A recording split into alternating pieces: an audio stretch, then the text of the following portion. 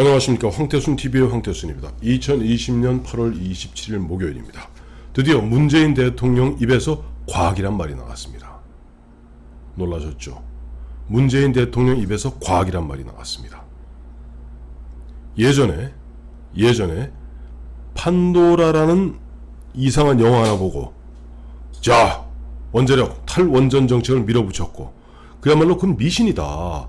과학을 좀 제발 믿어라 라고 얘기해도 두 귀를 막고 탈원전 정책을 강력하게 추진해서 우리나라를 갖다가 이상한 방향으로 끌고 가고 있는 문재인 대통령이 드디어 당신 입에서 과학이란 말이 나왔습니다.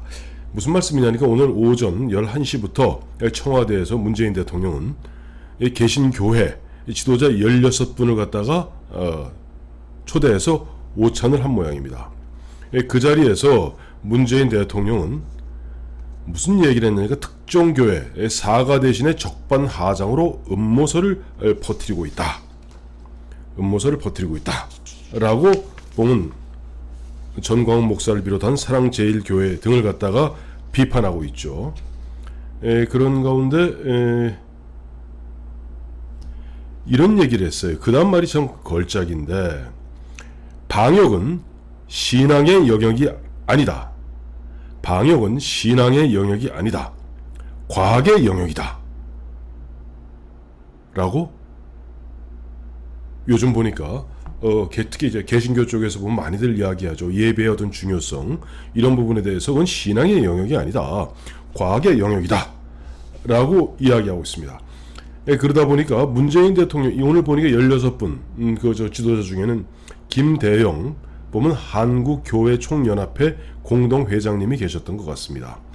이제 김대영 그 회장님은 문재인 대통령이 얼마 전에 그 기억나시죠? 뭐냐니까 방역을 갖다 거부하고 조사를 갖다 거부하는 그런 자들을 체포하고 구속하라 라고 이야기하니까 추미애 법무장관은 곧 이어서 법정 최고형을 때리겠다 얘기했던 바로 그날 문재인 대통령이 수석 보좌관 회의에서 한 이야기가 굉장히 무서운 이야기입니다. 어떤 종교적 자유도, 집회의 자유도, 표현의 자유도 국민들에게 엄청난 피해를 주면서까지 주장할 수 없다. 어마어마한 이야기입니다. 대한민국 헌법이 정하고 있는 종교의 자유, 집회의 자유, 표현의 자유, 결사의 자유 등등등 이와 같은 자유를 갖다가 흔한 얘기로 정부의 행정조치로 자의적으로 국민들에게 엄청난 피해를 줄 것이기 때문에 그걸 제한할 수 있다? 이건 어마어마한 얘기입니다. 문재인 대통령 본인도 변호사 출신 아닙니까?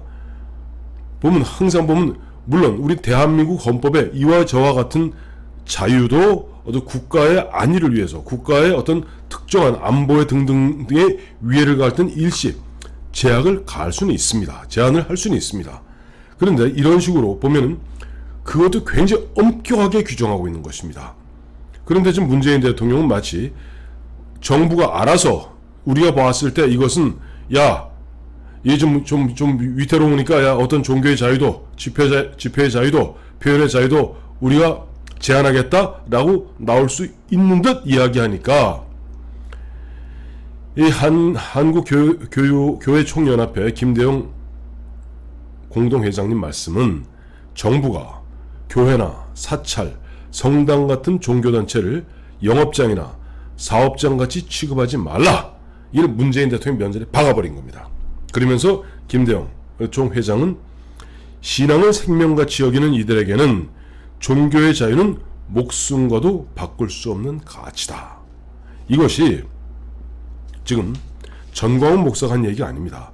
한국교회총연합회 공동회장인 김대영 공동회장이 오늘 청와대에서 문재인 대통령 면전에 들이박으면서 한 얘기입니다. 왜냐하니까 지금 걱정스러운 게 물론 코로나가 올 1월부터 우리가 슬슬 발생하기 시작해서 2월에 첫 확진자가 나오고 첫 사망자가 나오고 그 다음에 어쨌든 우리가 나름 1차 코로나 파동 때 처음에 정부가 미온적 중국에서 들어오는 그 입국자 제한을 갖다 소홀히 함으로써 창궐 하게 되었고 어쨌든 4.15 거치고 어쩌고 저쩌고 하다가 최근에 다시 또 창궐하고 있지 않습니까? 근데 이 대목도 보니까 지금 문재인 대통령 사실 어제 오늘 거의 7주 만에 지지율이 이제 반등을 했어요. 그동안 추락하다가 그 다음에 지지율이 오늘 리얼미터 기준으로는 긍정이 부정보다 앞서기 시작합니다. 7주 만에 이제 골든 크로스를 이루었는데 지난주 지지난주 같은 경우 문재인 대통령 하도 여기저기 숨어 있어서 오죽하면 보면 문재인 대통령을 찾습니다라고 뭐 진중권 교수 등이 이야기하지 않았어요? 근데 이제 조금 지지율이 오르고 뭐 좀 이번에 보면 8월 15일 을 갖다 기화로 그 모든 죄가를 갖다가 전광훈 목사 사랑제일교회 그리고 사랑제일교회는 또 교회지만은 그날 광화문 집회에 참석했던 여러 교회들에게 이른바 덤탱이를 씌우면서 좌표를 설정하고 이제 큰 소리를 치기 시작하는 겁니다. 근데 이제 여기에 대해서 이런 얘기를 하고 있어요. 이왕준 씨라고 이 정은경 질병본부장과 서울대 의대 843번 동기죠. 명지병원 이사장이고 이왕준 박사도 우리 감염학회 아주 큰 권위자 중에 권위자입니다. 지금 계속 8.15 집회에 보면 뭐 사랑제일교회를 비롯한 여러 교회들 개신교회들이 나왔기 때문에 전국적으로 창궐 했다고 지금 덤터기 거기 씌우고 있는 데 대해서 딱 잘라서 얘기하고 있습니다. 이미 7월 말부터 지역사회의 깜깜이 환자 전파를 비롯해서 누적된 대목들이 진행되는 와중에 15일 집회가 기름을 부은 듯 한 상황으로 더 폭발한 것 뿐이다. 즉 뭐냐니까 잘 기억해 보면 부동산 대책 실패로 말미암아 국민들이 부글부글 끓으니까 그것을 잠시 눈길을 호도하기 위해서 7월 21일 날 뭐 했습니까? 문재인 대통령 국무회의 열어서 자 7월 24일부터 각 교회마다 소모임 다 풀었습니다. 7월 30일부터 다음에 보면 자 공연 쿠폰, 외식 쿠폰, 그다음 그와 같이 저 여행 쿠폰 나눠주겠다고 호언장담하고 그야말로 앞으로 계속 나가 놀아라 부추겼던 것은 정부입니다. 거기다 8월 17일 임시 공휴일까지 정했습니다. 이렇게 보면 이왕준 박사의 말 그대로 이미 7월 말부터 지역사회에 깜깜이 환자 전파가 이미 누적되기 시작했다는 겁니다. 그런데 이제 아주 조금 보니까 모든 덤터리를 갖다가 전광훈 목사, 사랑제일교회 그리고 8.15 집회 때 참석했던 교인들에게 타겟을 설정해서 마치 네로 황제가 기독교인들에게 모든 어떤 악의 근원듯이 기독교인들을 갖다가 마녀 사냥했던 그런 방식으로 정하고 또 그것이 어느 정도 먹히고 있어요. 먹히고 있으니까 보면은 어떤 문재인 대통령 계속 국민을 상대로 공포 마케팅하고 있지 않습니까? 3단계 격상 뭐 그다음에 어쩌고 저쩌고 얘기하는데 그런 와중에 보면 특히 이제 60대, 70대, 80대 노인분들이 어떤 공포에 질려서 문재인 대통령 지지로 다시 돌아서니까 지지율이 올라가는 겁니다. 그러니까 또 이제 또 다시 이제 보면 또 본색을 드러낸 거예요. 그래서 과음을 지르고 하니까 김대영 16분 그 개신교 지도자 중에 한교총 회장인 김대영 공동회장은 정부가 교회나 사찰 성당과 같은 종교단체를 어디 무슨 디스코 같은 영업장이나 사업장 취급하지 마라. 신앙을 생명같이 여기는 이들에게는 종교의 죄는 목숨과도 바꿀 수 없는 것이다 라고 이야기하고 있습니다. 자, 하나 따져보죠. 지금 보면은 오늘 조금 전 오늘 12시 기준으로 지금 우리 코로나 확진자가 18,706명입니다.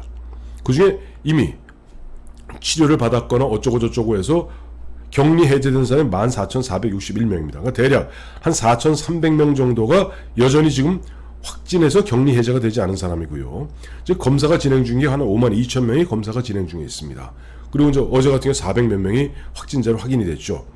이제 사망이 313명입니다. 그런데 놀라지 마십시오.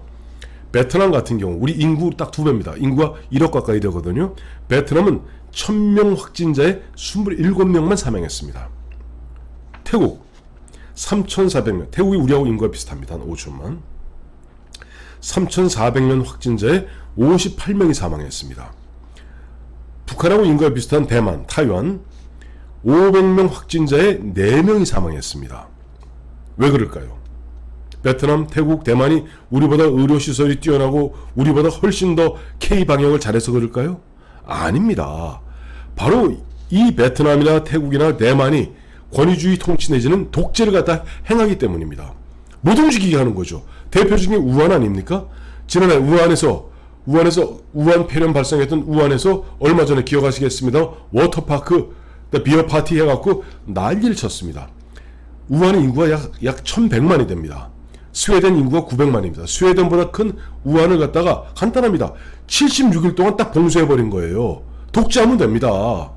뭐 극단적인 예로 딱 정하고 너 다 나와. 그걸 불 다 싸지르면은 더 이상 전혀 안 되죠. 그래서 가장 두려운 것은 이와 같은 위기적 상황을 갖다 이용해서 독재를 강화하려는 이 방역 독재, 이른바 신독재. 이게 문제인 겁니다. 작년이죠. 나경원 당시 원내대표가 영국의 이코노미스트에 소개되었던 신독재 4단계를 갖다 소개한 바가 있습니다. 다시 한번 1년 4개월 만에 주의를 환기시켜드립니다. 이게 뭐 중남미를 비롯해서 세계 독재국가 이런 식으로 간다는 거예요. 어떤 위기 시에 카리스마를 내서 집권한다. 뭐 집권을 한 상태니까 위기 시에 카리스마를 내서 계속 공포 마케팅을 합니다. 그 다음에 적들만 찾아갑니다.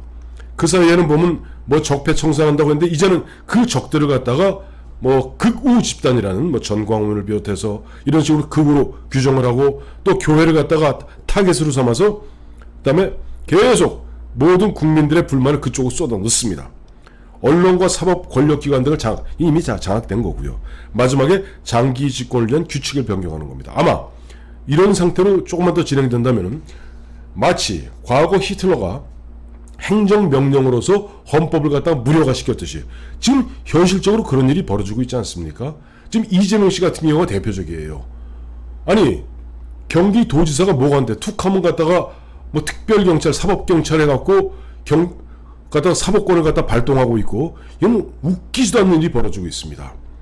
이런 일같이 지금 보면 문재인 대통령, 문재인 정부, 좌파 정권에서는 이번 코로나19를 갖고 지나치게 어떻게 보면 지나치게 공포심을 갖다 증폭시키는 측면이 있습니다. 간단하게 얘기해서 2020년 1월부터 6월까지 교통사고로 사망한 사람이 3,449명입니다. 근데 1월부터 7월까지 아니 8월까지 바로 어제 8월 26일까지 거의 7개월 동안 코로나19로 사망한 사람은 313명입니다. 10분의 1도 안 됩니다. 자, 이런 상태에서 물론 코로나19가 전파력이 강한 것만은 사실입니다. 일정 부분 거리두기 해야죠. 그러나 우리가 지금 보면 실제 벌어진 상황, 심지어 이런 얘기까지 하고 있지 않습니까? 코로나19 전파력 굉장히 빠른 건 인정한다. 하지만 그 치사율이라든가 이런 걸 봤을 때는 우리 가을 10월 11월 되면 우리 어르신들 독감 주사 맞지 않습니까? 독감 주사의 10분의 1 15분의 1도 안 된다. 그렇다면 언제까지 이렇게 갈 것인가? 앞서 말씀드렸던 이왕준 명지병원 이사장 같은 경우는 우리가 내년 내후년까지는 이 마스크를 쓸 수밖에 없을 것이다. 또 제가 황태순 TV를 통해서 얼마 전에 소개해드린 바와 같이 이미 코로나19는 우리가 영원히 앞으로 인류가 존재하는 한 계속 함께 가야 될, 즉 과거에 우리 인간이 여러 가지 대응책을 마련해서 박멸에 들어갔던 천연두와는 다르게 이제 독감같이 매년 백신이 개발된다 하더라도 매년 백신을 갖다 정기적으로 맞으면서 공생할 수밖에 없는 그런 존재가 되었다. 근데 이와 같은 코로나19 앞서 말씀드렸습니다만은 올 2020년 상반기에 교통사고로 사망한 사망자 수가 3,349명인데 1월부터 8월 26일까지 사망한 코로나19로 사망한 사람은 313명입니다. 근데 이거 갖고 마치 그야말로 모든 국민들의 표현의 자유, 집회의 자유, 결사의 자유, 심지어는 종교의 자유, 더 심지어는 거주 이전의 자유까지도 제약하려 드는 이러한 것들은 마치 히틀러나 과거 스탈린의 독재자들이 어떠한 뭐 큰 대역질이 나거나 천재지변이 났을 때 그걸 기화로 독재를 강화했던 그런 거가 다름 아닌 것입니다. 그런 면에서 특히 그동안 과학이라면 과학의 과자로 인정하지 않고 판도라 영화 보고 탈원전 정책하고 지울이라는 그 비구니가 이야기했던, 자 여기 터널 뚫으면 도룡뇽 죽는다고 그러니까 민정수석 때입니다마는 그 공사 중단시켜서 수조 원의 국가적 피해를 나게 했던 과학을 믿지 않는, 오히려 미신에 현혹되어 있는 문재인 대통령이 이제 개신교 목사님들 16분을 앞에 세워놓고 과학을 얘기하니 참 웃기지도 않는다 하는 생각이 듭니다.